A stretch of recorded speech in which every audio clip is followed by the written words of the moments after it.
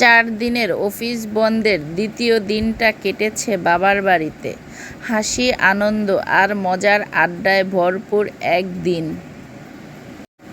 দুপুরবেলা বড় ভাই নিজেই আয়োজন করলেন দারুণ সব মাছের আইটেম।